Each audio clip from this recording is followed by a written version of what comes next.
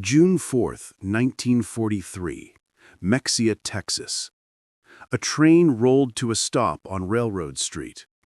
On board were 1,850 soldiers of Rommel's famed Afrika Korps, captured in North Africa and shipped across the Atlantic. They stepped out expecting punishment, humiliation, or at best, survival. Instead, what they found in America would completely dismantle everything they believed about the world and about themselves. This is the story of how thousands of German prisoners of war were transformed, not by force, but by what they saw. It started weeks earlier in Tunisia. General von Arnim had surrendered more than 250,000 Axis troops to the Allies, one of the largest mass surrenders in history. Among them was Feldwebel Friedrich Radke, a veteran of the North African campaign. When his diary was discovered decades later, it revealed a story no one had expected: the psychological demolition of Nazi ideology, not through propaganda, but through observation. From the moment these men were captured, the myth of German superiority began to crack. In Algeria, before even boarding ships for America, they saw American efficiency in motion. Thousands of prisoners processed daily, photographed, cataloged, given medical care, vaccinations, and even explanations of their Geneva rights in fluent German. The food alone was shocking. Captured soldiers who had lived on half rations for months were suddenly eating white bread, meat, and coffee twice a day. To them, this was impossible. In Nazi Germany, only officers ate like this. In America, it was just the standard military ration. Their ships, Liberty ships, were another revelation. Built in just 4 days at American shipyards, these vessels were mass-produced by the thousands. Each one was assembled from parts made in dozens of states and shipped to ports that had barely existed before the war. The prisoners couldn't believe what they were seeing, a system that turned logistics into an art form. Feldwebel Kurt Zimmermann wrote that the American crew threw away more food in a day than his unit had eaten in a week. Not to mock them, but simply because they could. Their supply seemed limitless. August 2nd, 1943, Norfolk, Virginia. As the ships approached the coast, one German officer noticed something above the bridge: a radar antenna. Germany had believed radar was a secret advantage of their own military. Here, it was standard equipment on cargo ships. That was the first moment he realized Germany had already lost. The Norfolk naval base stretched farther than they could see: cranes, ships, and rail yards operating with mechanical precision. In a single day, this one port moved more cargo than Hamburg could handle in a week. Then came the trains. Not cattle cars, not freight wagons. Pullman coaches, with cushioned seats, sleeping berths, and dining cars. One prisoner wrote, "We boarded like tourists, not captives." The 3-day train ride to Texas would destroy the last remnants of Nazi propaganda. Through every window, they saw an America that wasn't supposed to exist. Small towns glowing with electric lights, factories running all night, parking lots filled with cars, not just for the rich, but for workers. In Germany, rural electrification reached only 1 in 5 farms. In America, even the smallest town was lit like a city. One engineer calculated that a single train yard they passed used more electricity in an hour than his Berlin district used in a day. He called it the carelessness of infinite resource. They passed the Alcoa aluminum plant in Tennessee, consuming more power than the entire city of Munich. Then the Ford Willow Run plant near Detroit, building a bomber every 63 minutes. The prisoners had been told American weapons were crude and mass-produced. Instead, they saw precision engineering on a scale beyond imagination. When the prisoners finally arrived at Camp Hearn, Texas, they expected barbed wire and brutality. Instead, they found wooden barracks with electricity, running water, flush toilets, and hot showers. The camp hospital was better equipped than most in Germany. Doctors were stunned to find X-ray machines, surgical tools, and penicillin, a drug Germany had barely heard of. The Americans used it freely, even on prisoners. The kitchens had walk-in refrigerators and electric mixers.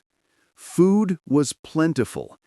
Regulations required 10% extra food in case of shortage, and whatever wasn't eaten was thrown away. One prisoner wrote, "We threw away more food than my family has seen in 3 years." By late 1943, America's labor shortage led to the use of POWs on farms and factories across the country. This decision, made out of necessity, became the most powerful re-education program in history. Working in fields and small towns, the prisoners saw the real America. Ordinary farmers with electricity, cars, and modern machinery. Workers of all races eating well, driving to work, and living free. At one cotton gin, a prisoner watched a single machine process more cotton in an hour than his entire village could in a month. He wrote, "Even the Negro workers ate better than German civilians." In Nebraska, they saw combines harvesting more grain than entire German provinces. In New Jersey, factory prisoners watched assembly lines run by women and older men, producing more in a day than Germany did in a month. Everything they had been told about democracy, that it was weak, chaotic, decadent, was collapsing in real time. By early 1944, American intelligence officers noticed a change. German prisoners no longer argued about victory. They wanted to learn English. They asked for books about democracy and economics. Some camp newspapers, written by the prisoners themselves, began publishing essays about freedom, equality, and rebuilding Germany. One soldier wrote, "We were told America was a mongrel nation, weak and divided. But every day I see the opposite. We were told fairy tales by criminals." Then came Christmas. American churches and local families sent 500,000 Christmas packages to German prisoners. Cigarettes, candy, even games. At Camp Hearn, the local choir performed Christmas carols in German. One prisoner wrote, "They show us kindness even as we bomb their cities.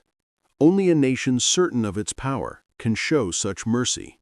By 1944, more than 40,000 prisoners were enrolled in educational courses. American universities sent books and professors.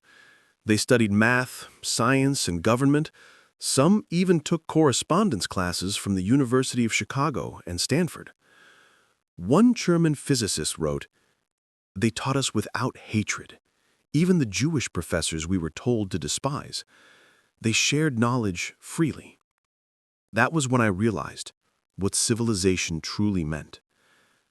They also watched American films, Gone with the Wind, The Grapes of Wrath, and were stunned that a nation would show its own flaws so openly. In Nazi Germany, that kind of honesty could get you killed. Here, it was patriotism. When news of D-Day reached the camps in June 1944, the psychological collapse was complete.